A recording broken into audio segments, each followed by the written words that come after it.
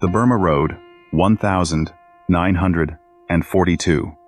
At the beginning of 1942, Burma seemed like a distant frontier of the war. A humid strip of land between India and Southeast Asia, a country of endless jungles, red earth, and rivers flowing like heavy molten copper. But for China, this land was more than geography. It was a lifeline. Since Japan had cut off the sea routes, the only window to the outside world remained the thin, snake-like road through Burma, the Burma Road. Along it, through mountain passes and tropical storms, trucks carried weapons, medicine, fuel, everything that kept China from final exhaustion. In reports of the U.S. Army Center of Military History, this road was called the Lifeline of China. And it was no exaggeration. Chinese generals understood, if the Japanese seized Burma, they would strangle their country in a ring of blockade. Thus Burma, this quiet and remote land, suddenly stood at the crossroads of great interests. In Tokyo headquarters, maps of Burma had long lain, covered with red arrows. The Japanese advanced swiftly, mercilessly, with determination. After the fall of Malaya and Singapore, their forces turned north. The mission was simple: to cut the Allies apart, sever China, and break through to India. The British, exhausted by defeats and losses, retreated north, leaving behind burned warehouses and empty garrisons. Burma swayed like a weakened column, ready to collapse. China could not allow this to happen. In Chongqing, the temporary capital of the Chinese government, Chiang Kai-shek received British delegations. They had not come out of goodwill, they needed help. And China, humiliated and wounded for so many years, now had a chance not only to defend itself, but to declare itself as an ally capable of influencing the outcome of the war. According to an agreement supported by the British and described in BJ Review, both sides pledged to jointly defend Burma, its roads, warehouses, and air bases. China sent expeditionary forces troops it had never before deployed beyond its borders. The decision was difficult, but there was no choice. In early February 1942, 3 divisions of the Expeditionary Army, the 5th, 6th, and 66th, began moving south. Official documents, call signs, and operation codes, collected in archives, code names, mentioned them succinctly, dryly, as numbers. 5th Division, 6th Division, 66th Division. But behind those numbers stood living men. Soldiers marched for weeks. Some saw the jungle for the first time. Some had never left their home province. They trudged under rain that lasted for days, through clay that clung to their boots as if alive. All forces were commanded by General Luo Zhuobin, one of the most experienced officers of the National Revolutionary Army. Yet the true driving force of the expedition was a man far harsher, colder, and more direct, General Dai Anlan. He knew no doubts, no shades of gray. The war with Japan had carved wrinkles into his face that no peace could smooth. When he arrived in Lashio, the northern Burmese city that served as the gateway to the Burma Road, he told his officers, "Burma is not foreign land. It is China's front yard. If the enemy enters here, he will reach our villages. Remember that." From above, the Burma Road looked like a wound carved through the mountains. It stretched from Kunming to Lashio, then southward through gorges, villages with bamboo roofs, bridges that collapsed after every rain. China Military Online described how the first truck columns under Chinese officers began moving along the road toward the front. Not only soldiers, but signalmen, engineers, medics, drivers, thousands of people whom war had turned into a single living artery. Everyone understood. If this road fell, China would fall. When Chinese units reached Toungoo, the first major defensive hub, Burma was already ablaze. From the Japanese side, advanced the 55th and 33rd Divisions. They moved swiftly, methodically, like a machine unafraid of heat, disease, or impassable jungle. The Chinese took positions. They built fortifications, intercepted roads, burned grass around the camp so no one could approach unseen at night. Young soldiers wrote their last letters home. "Mother, I have left China for the first time, but here, in Burma, beyond these hills, I am ready to die for our land." Senior officers understood. The battle would be heavy, and it would decide the fate of the entire campaign. Soldiers felt. This was not just troop movement. It was a step into the unknown, a road from which there might be no return. On the eve of the first clash, as thick tropical night descended over Toungoo, General Dai Anlan bent over a map spread on a crate of shells. Through the tent flap, campfires flickered where boots and cartridges were drying. He traced the front line with his finger and quietly told his chief of staff, "We came too late, but not so late as to die in vain." His eyes gleamed in the darkness. "If we hold Burma, we hold China. If we fall, everything falls." Outside, someone played a simple tune on a harmonica about home, about a river in Guizhou province, where rice fields bloom in spring. Soldiers listened silently.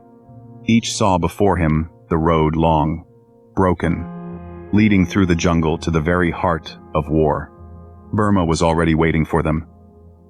And with the dawn of 1942, the Kuomintang Expeditionary Army would enter its first great battle and into history. Toungoo and Yanangyang, 1942. Toungoo, the old Burmese city with pagodas that glitter under the sun like golden needles, had never seen so many soldiers at once.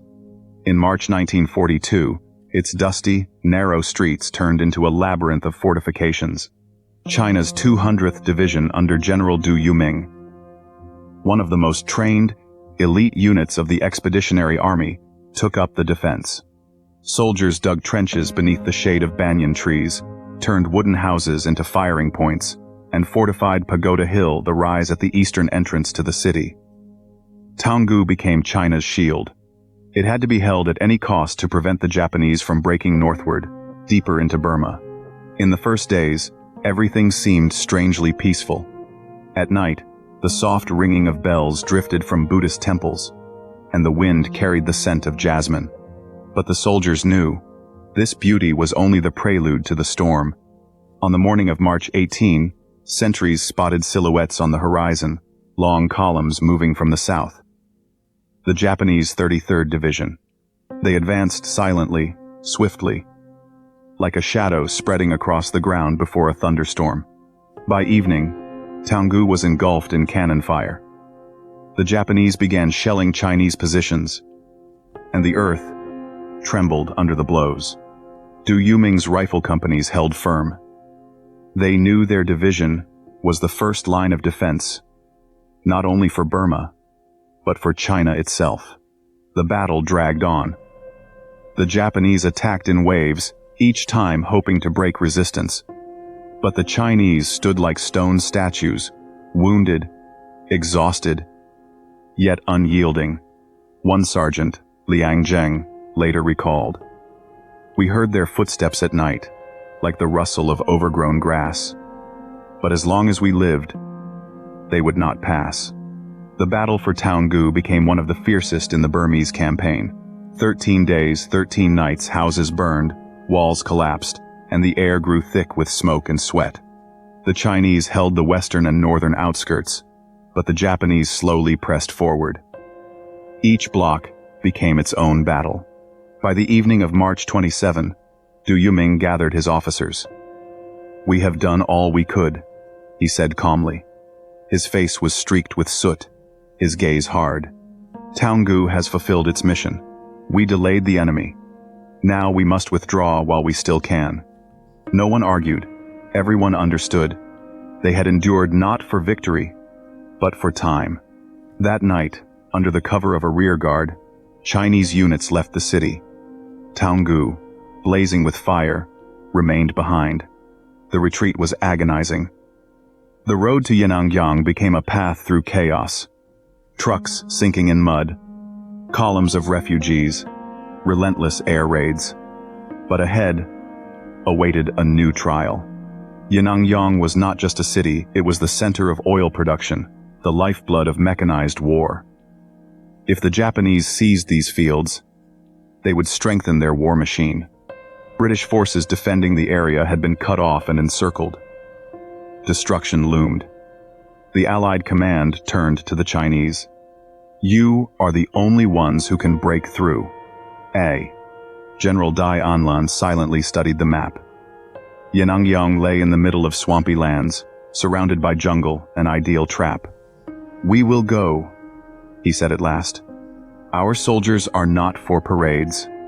On April 16, Chinese units began their assault.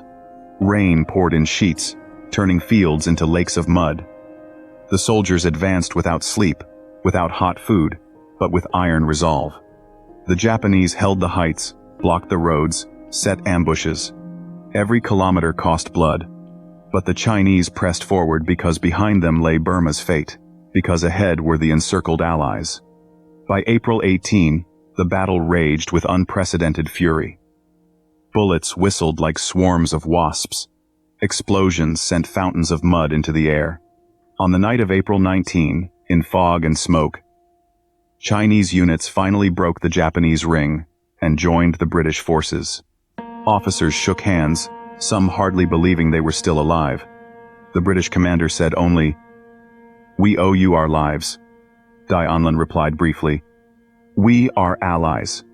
Today, it is you. Tomorrow, perhaps, it will be us."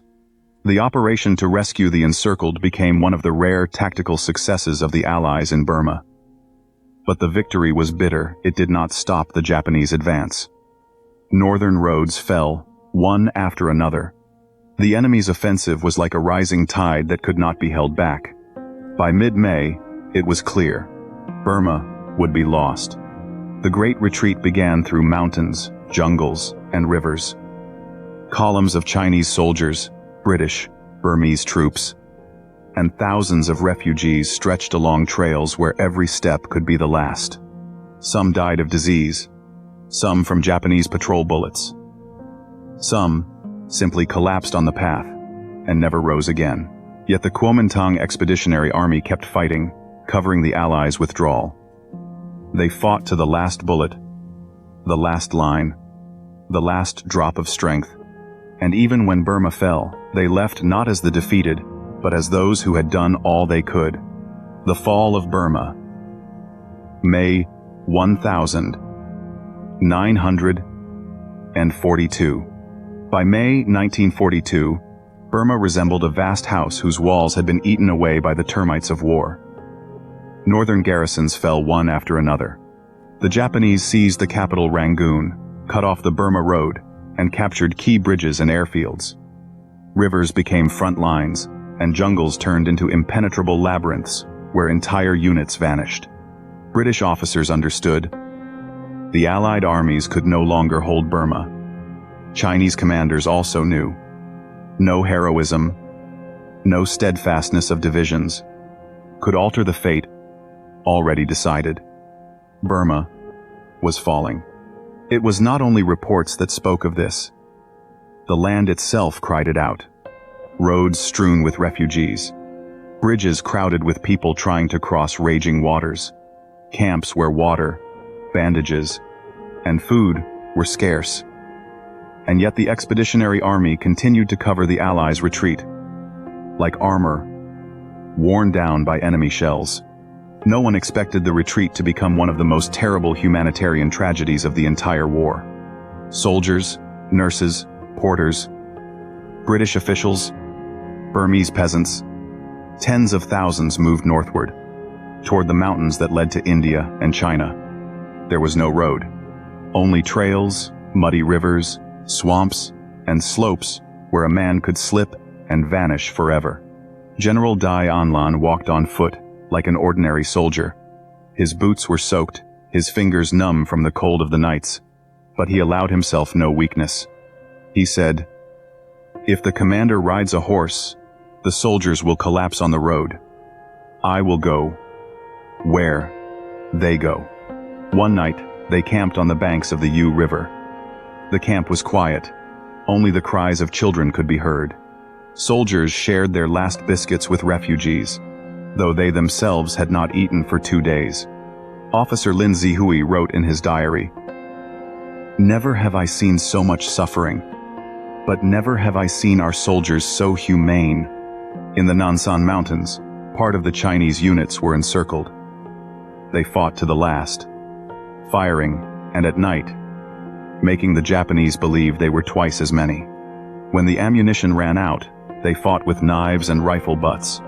But their sacrifice was not in vain. They delayed the enemy for another day, and in that day, thousands of refugees escaped into India. Thus was born the legend of the Chinese Wall of Men. Those who survived were greeted not as retreating soldiers, but as those who had held back the enemy at the cost of their own lives. When the Japanese finally captured Lashio, the last major point on the Burma Road, China's connection with the outside world was severed. It was a blow heavier than the loss of cities. Because, with the road disappeared, the breath of millions. Without supplies of fuel, medicine, and weapons, China was left in near total isolation. Fighting within the country continued, but reserves dwindled, factories stopped, aircraft stood idle without gasoline. The loss of Burma was a strategic catastrophe, and the Allies knew it. The British lost the key defensive line of India. The Americans lost the only land route for supplying China. And China lost what sustained its resistance. From that moment began a new era of the war, the era of airlifts over the hump, when planes flew across the Himalayas carrying cargo at the cost of hundreds of dead pilots. Hundreds of officers and thousands of soldiers of the Expeditionary Army remained in the Burmese jungles buried by rain, trees, and mists. They never saw their villages again, never heard the voices of their families, never knew that their march had saved tens of thousands of civilians. But those who survived carried the memory. And that memory, heavy as a water-soaked greatcoat, became part of China's history. The Burmese campaign of 1942 showed that the Allies were unprepared for coordinated defense, that the Japanese army at that time was nearly unstoppable, that China was ready to fight not only on its own soil, but on foreign land, if the future of the country was at stake. Defeat became a lesson for all. For the British, a lesson in underestimating the enemy. For the Americans, a lesson in the need for a new supply strategy.